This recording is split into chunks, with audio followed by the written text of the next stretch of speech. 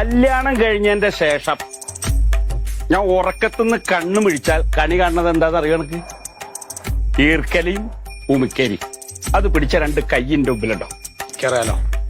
അതില്ലെങ്കിൽ അവള് വിവരം അറിയും.